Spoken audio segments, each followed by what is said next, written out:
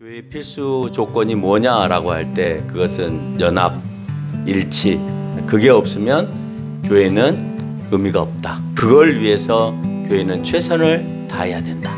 우리가 생각할 때 단합대회나 식사나 아니면 교회 행사 치르는 것 이런 것으로 하나 되는 것이 아니라 진짜 근본적으로 하나가 되는 구심점이 있는데 그것은 예수 그리스도를 통해서 죽음 가운데서 부활하여서 우리가 구원을 얻는 이유예요. 교회가 연합되어지는 데 있어서 나는 죽음도 두렵지 않다. 내가 예수 그리스도가 우리에게 보여주신 것처럼 당신이 고난 가운데서 죽음에 이를 정도로 그 교회가 연합되어지고 교회가 세워지는 데 있어서 그가 십자가에서 죽으심을 이루신 것처럼 우리 역시도 예수님의 길을 따라가기 위해서는 교회가 연합하기 위해서 죽음까지도 두려워하지 않기를 원하고 있다.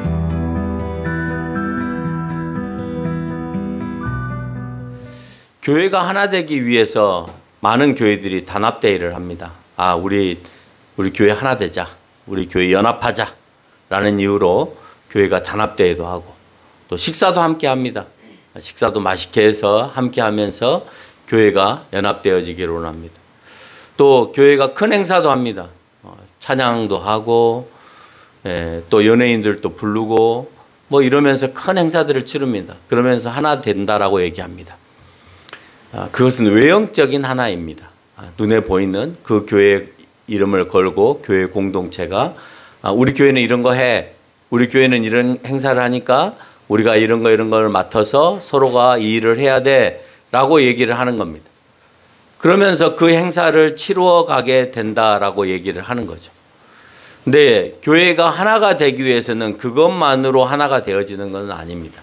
오늘 교회가 하나 되는 데 있어서는 새로운 성도가 왔을 때 그 성도가 배양이 되어지고 성장이 되어질 수 있게끔 돕는 것도 교회가 연합되어지는 원리입니다. 그렇잖아요. 그러니까 오늘 새로운 성도가 교회에 왔는데 새로운 성도가 교회에 오면 교인들은 그 사람을 맞이할 준비가 되어 있어야 돼요. 먼저 된 성도들이 미리 준비해서 그 사람을 맞이하고 인도하고 하는 것. 그게 단합대회보다도 식사보다도 큰 행사를 치르는 것보다도 하나 되는 원리 가운데서 더 중요하다라고 얘기를 하는 것입니다.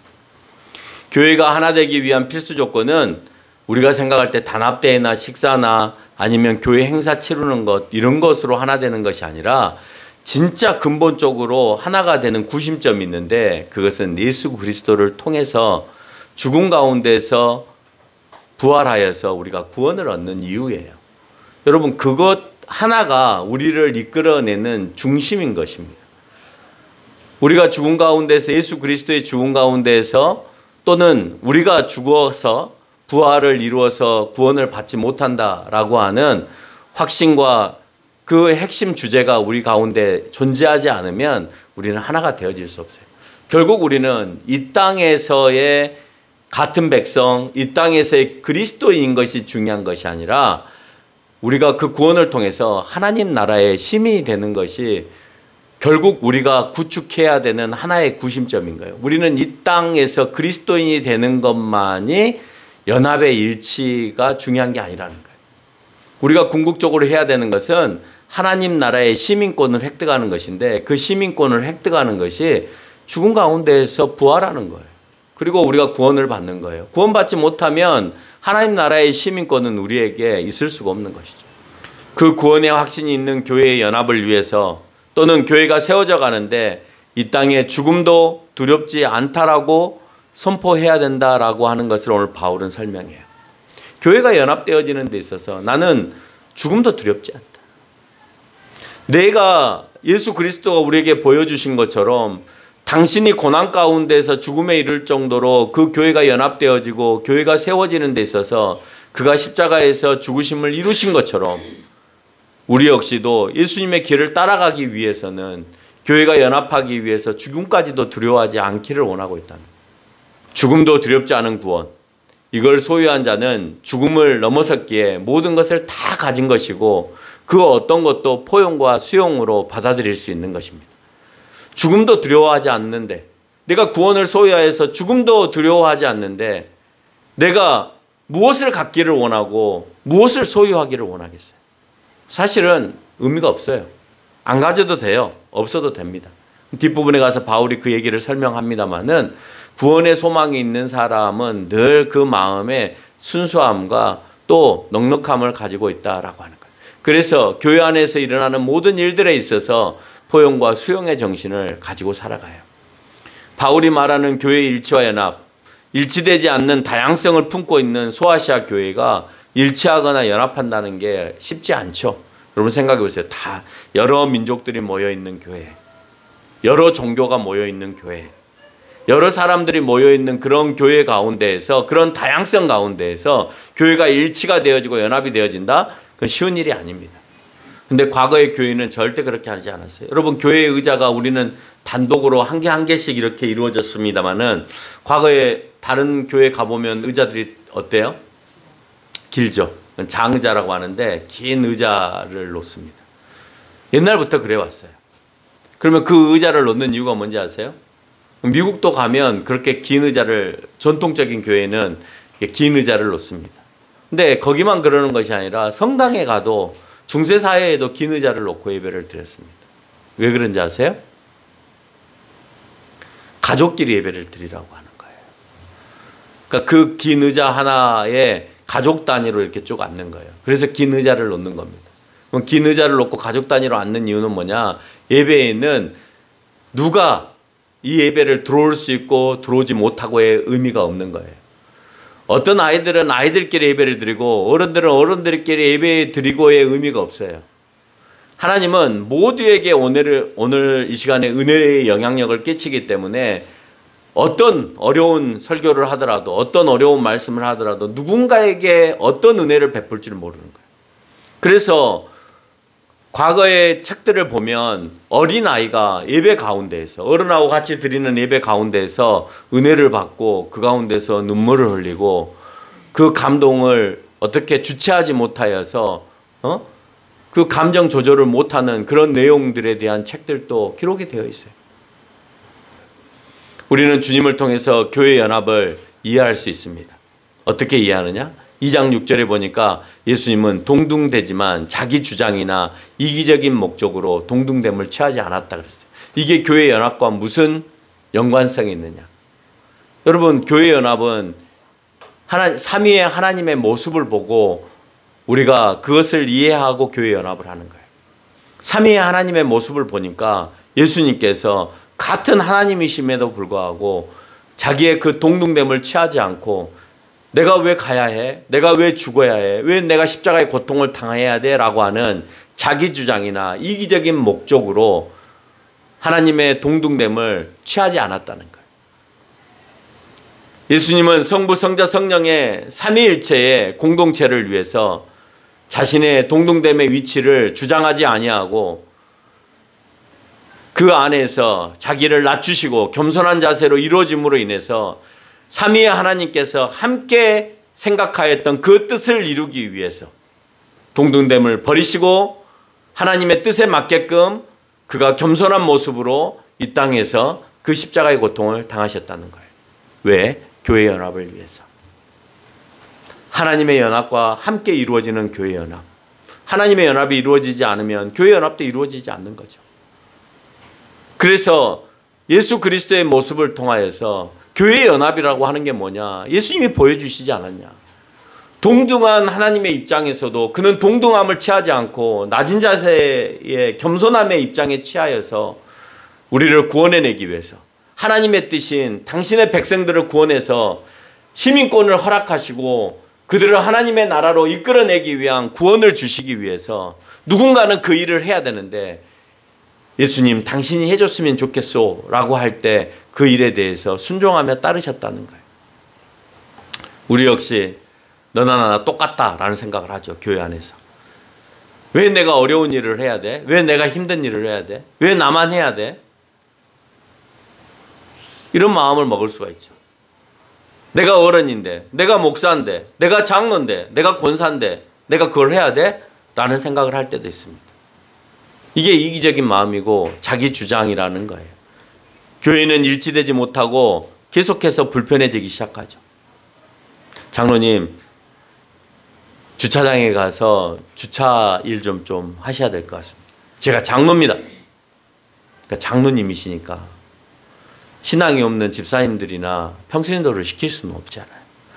당신이 예수 그리스도를 잘 믿어왔고 지금까지 교회를 위해서 헌신하였고 누구보다도 잘 섬길 수 있으니 그 일을 장로님이 보여주셔야 그 다음에 집사들도 그 모습을 보고 할 거 아닙니까? 권사님, 화장실 청소를 좀 해야 될까요? 목사님! 제가 지금 나이가 몇 살이고 제 직분이 권사인데 제가 아직까지도 화장실 청소를 해야 되겠습니까? 다른 사람을 시키면 상처받을 수 있잖아요. 신앙이 없는 사람을 시키면 허드레 일은 내가 신앙생활을 조금 했으니까 경험이 부족한 사람들을 시키나 보다라고 생각해서 그 다음에 안 올 수 있잖아요. 마음이 여리니까. 오늘 권사님도 하기 싫어하는데 어떤 집사가 하기를 원하고 어떤 젊은 세대기 그곳에 가서 그 일을 하기를 원하겠습니다. 권사님이 그 일을 먼저 설선수범해서 보여주셔야 그 다음에 집사들도 그 다음에 성도들도 그 모습을 보고 내가 권사가 돼도 저 일을 감당해야 되겠구나. 내가 장로가 돼도 저 일을 감당해야 되겠구나라고 생각하는 겁니다. 그건 장로님이나 권사님들만의 문제가 아니라 목사도 마찬가지인 거고 사모도 마찬가지인 거고 모두가 그 일들을 서로 이루어 가야 된다는 거예요. 교회가 그렇지 않으면 이기적이 되어지는 거고 자기 주장을 내세우는 교회가 되어지기 때문에 연합되어질 수가 없고 시끄러운 상황이 벌어지는 거죠. 두 번째는 2장 7절에서 예수님은 자기를 비웠다고 그랬어요. 자기를 비우지 못하면 교회는 연합되지 못합니다. 내가 하나님이심을 비우지 못하면 어떻게 인간으로 오시겠어요? 낮고 천한 그 인간의 육체의 몸을 입고 오신다는 그 자체가 부끄러운 일이잖아요. 여러분, 우리가 아이들을 위해서 뭔가를 보여주기 위해서 애들 탈을 쓰고 뭐 고양이 탈을 쓰고 뭐 무슨 탈을 쓰고 애들 앞에 나타나는 거 사실 부끄럽잖아요.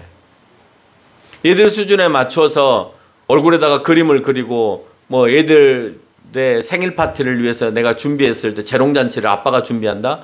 부끄럽잖아요. 부끄럽지만 하잖아요. 내가 아이의 눈높이에 맞춰서 교육이 이루어져야 아이가 그 교육을 받을 수 있다고 생각하기 때문에 오늘 내가 부끄럽지만 내가 얼굴에다가 뭔가를 그리고 고양이 탈을 쓰고 뭐 강아지 탈을 쓰고 뭐 호랑이 탈을 쓰고 부끄럽지만 하는 겁니다. 오늘 예수님이 인간의 탈을 쓰고 오는 것은 하나님으로서 부끄러운 거예요.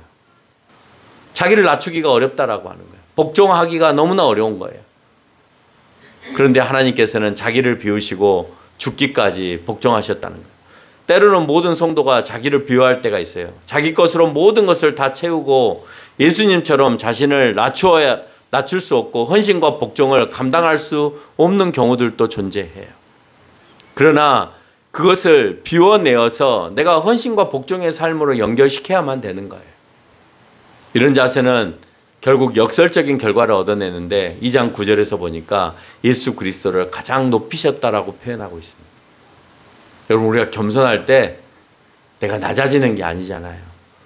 내가 겸손할 때 내가 높아지는 거예요. 내가 높아지려고 하면 내가 스스로 낮아지는 거고 내가 낮아지려고 할 때 내가 높아지는 거예요. 교회에서도 그 사람이 목사인지 장로인지 권사인지 다 압니다. 스스로 높이려 하지 않아도 자신을 낮추고 헌신된 삶을 살아도 그 누구도 그를 낮추지 않아요. 그렇게 하면 낮아진다고 생각하는 사람은 스스로 자존감이 없는 사람이에요. 내가 왜 저 일을 해야 돼? 내가 저 일을 함으로 인해서 나를 무시하는 거 아니야? 내가 왜 저런 일을 내가 해야 되지? 라고 말하는 사람은 자존감이 없는 사람들이에요. 자존심만 아주 강한 사람들이라는 거죠. 세 번째는 주의 일을 하나님께서 기뻐하시는 뜻에 담겨 있기 때문에 그래요. 우리가 교회가 연합이 되어지는 것은 주의 일이에요. 그리고 그렇게 되어지는 것이 하나님이 기뻐하시는 일이기 때문에 그래요. 그래서 주의 일은 하나님이 기뻐하시는 뜻이 담겨 있기 때문에 우리가 연합해야 되는 거예요. 그래서 그 일은 2장 14절과 15절에서 보면 원망과 시비로 하지 말라고 되어 있어요. 그래야 교회는 하나가 되어질 수 있습니다. 주의 일을 왜 원망과 시비로 해요? 왜 그거 해야 해? 아니면 왜 그렇게 합니까? 라고 하는 시비죠. 내가 그렇게 하지 말라 했는데 왜 그렇게 했습니까? 원망죠. 이런 모습들이 결국 하나님을 기뻐하시지 않게 하는 겁니다. 우리가 서로를 믿어주고 인정해주고 이끌어주고 좀 못해도 참아주고 하는 모습들이 우리 가운데도 존재해야 된다는 거죠. 하나님의 일을 순전히 이루고 세상의 빛이 되기 위해서는 하나님의 일이 원망과 시비와 분쟁 가운데에서 이루어지면 누가 하나님의 일을 본받고 따르겠냐라고 하는 거예요. 여러분 재미가 없잖아요. 막 교회가 어떤 일을 하는데 분쟁이 일어나고 시비가 일어나고 다툼이 일어나고 원망이 일어나면 해도 재미가 없어요. 헌금도 하기 싫어요. 왜 저런 일을 저렇게 막 원망하고 시비하고 분쟁하는데 그 일을 왜 해? 돈까지 내가면서 할 필요가 없어요. 그러니까 그러면 교회가 연합이 점점 안 되어지고 재미가 없어지는 거예요. 그런데 없어도 막 하고 싶고 돕고 싶고 하는 일들이 일어나면 그 교회는 연합되어지고 건강해질 수밖에 없다라고 하는 거예요. 주의 일은 믿음 없는 이들의 번이기에 원망과 시비와 분쟁으로 해서는 안 됩니다. 세상에 모범된 뿐만 아니라 삼위의 하나님께도 영광이 되지 않아요. 여러분 세상에도 본이 안 되죠. 그렇게 살면. 그러면 하나님께도 영광이 안 돌려질 거 아닙니까? 그래서 사장 전체에서 말하고 있는 그리스도 안에서 한 뜻을 품은 자들이 가져야 되는 것은 기쁨과 염려하지 않는 것이다라고 얘기를 해요. 여러분 하나님 안에서 한 뜻을 품고 하나가 되어지는데 우리에게 있어야 되는 것은 시비와 분쟁과 원망이 아니라 기쁨과 염려가 사라지는 것이다라고 하는 거예요. 그런데 우리는 염려가 있을 수밖에 없죠. 왜? 세상에 살다 보니까 걱정, 근심, 염려가 있을 수밖에 없어요. 그럼 어떻게 염려를 없애느냐? 성경은 기도와 간구로 하라고 되어 있습니다. 그리고 너희가 구할 것은 감사함으로 하라고 되어 있습니다. 여러분 기도와 간구 알아요. 근데 내가 기도와 간구를 해도 염려가 없어지지 않더라고요. 왜 염려가 없어지지 않느냐? 모든 일에 대하여서 감사함으로 기도와 간구를 하지 않기 때문에 그래요. 그러니까 내게 지금 처해진 상황을 하나님 달라고만 내가 늘 기도했지 내가 지금까지 지금 이 시간에 있는 것 내가 지금 이 시간에 존재하는 이 자체를 하나님께 먼저 감사함으로 아뢰지 않기 때문에 그래요. 하나님 감사합니다. 지금 염려와 걱정이 되는 이 상황에서도 하나님 감사합니다. 그럴 때 내 가운데 염려는 소멸되어지는 것입니다. 기도가 이루어졌다는 말이 아니에요. 기도 가운데서 삼위의 하나님과 소통하면서 지금까지 너희를 하나님께서 어떻게 이끄셨는지에 대해서 감사하라는 겁니다. 지금 너희에게 닥치는 염려와 감사함으로 너희가 기도할 때 너희 가운데에서 그 마음 가운데 하나님께서 평강을 허락하시는 거예요. 그걸 4장 7절에서 하나님의 평강으로 표현하고 있는 것입니다. 여러분 그때 우리에게 평강을 주세요. 감사함으로 내 염려와 내 걱정을 하나님 앞에 기도할 때 감사함으로 기도할 때 하나님께서는 우리 가운데 평강을 주시고 그리스도 안에서 그 마음과 생각을 지키게 하신다라고 되어 있습니다. 우리가 염려하면서 기도하는 이유 가운데 하나가 문제가 해결되어서 평강과 평안을 이루기 위해서잖아요. 왜 염려하세요? 그 문제를 해결받기 위해서잖아요. 그렇죠? 그럼 해결받으면 왜요? 내 마음이 평안해지니까. 근데 하나님은 우리에게 이미 평안을 주셨어요. 감사함으로 기도할 때 그것이 이루어지든 이루어지지 않든 감사함으로 내 아들이 꼭 서울대를 가야 된다라고 정해놓고 기도를 하면 불편하죠. 그런데 내 아들이 지금까지 건강하게 되었고 내 아들이 지금까지 문제없이 다른 아이들에 비해서 모범되게 살아왔고 그런 것들을 감사함으로 기도하면 서울대 합격하지 않아도 되는 거죠. 그래도 내 마음이 평안해질 수 있는 거죠. 근데 우리는 불편한 마음을 먼저 갖는 거예요. 안 되면 어쩌지? 실패하면 어쩌지? 없으면 어쩌지? 이 문제가 해결이 안 되면 어쩌지? 안 돼도 되는 거예요. 걱정한다고 해서 네가 걱정한다고 해서 그 모든 문제가 다 해결되느냐라고 하나님은 우리에게 물으시잖아요. 안 될 수 있는 것입니다. 우리는 주님과 달라서 이기적인 마음이 우리 가운데 개입이 돼요. 내가 기도하는데 응답이 이루어져야 평강과 평안을 이룰 수 있다고 착각합니다. 하나님을 향한 감사는 어떤 상황에도 평안해질 수 있는 무기인 거예요. 그럼에도 불구하고 우리는 그 무기를 사용하려고 하는 것이 아니라 내 이기적인 마음이 성취되어지기를 바라고 산다는 거예요. 그것은 십자가상의 그 고통 가운데서 예수님께서 내가 이루었다라고 하는 평강의 메시지를 거기에서 선포함에 있어서 우리는 이해를 해야 해요. 여러분, 예수님이 십자가에서 내려오는 것이 본인의 기도이고 싶지 않았겠어요? 네? 예수님이라고 해서 육체의 몸을 입고 오셨는데 죽고 싶으셨겠어요? 안 죽고 싶으셨겠죠. 그런데 그가 십자가에서 고통을 받으시면서 창에 허리를 찔리시고 가시면류관을 쓰고 손에 못이 박히는데 나는 다 이루었다라고 하는 평강의 모습으로 평강의 메시지를 남기신다는 거예요. 왜 예수님의 기도가 하나님 앞에서 십자가에 안 박히게 해주세요. 고통 없이 그냥 하나님이 다 죄를 소멸해 주면 될 거 아니에요. 라는 기도를 하지 않았냐 이 말이에요. 그렇게 하는 것이 하나님의 뜻이고 그 하나님의 뜻을 감당하는 것이 내 역할이고 그 일을 내가 이루든 내가 그 일을 감당하든 감당하지 않든지 간에 하나님께서 하라고 하시면 그 십자가상의 그 고통까지도 감당하면서 내가 평강을 이루는 겁니다. 왜? 하나님의 뜻을 이루었기 때문에. 여러분, 하나님 뜻을 이루는 것이 그 어떤 것보다도 더 값진 거예요.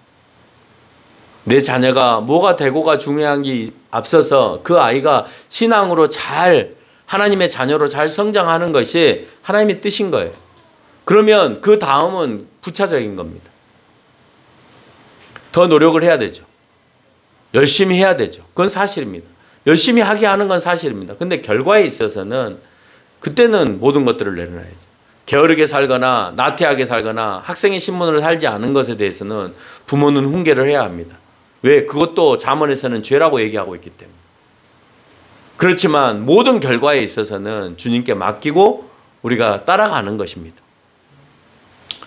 그 평강의 마음을 바울이 잘 표현하고 있습니다. 본문 4장 11절로 12절에 바울은 어떤 형편이든지 자족을 배웠으며 비천에 처할 줄도 알고 풍성에 처할 줄도 알고 배부름과 풍요와 궁핍에 처할 줄도 안다.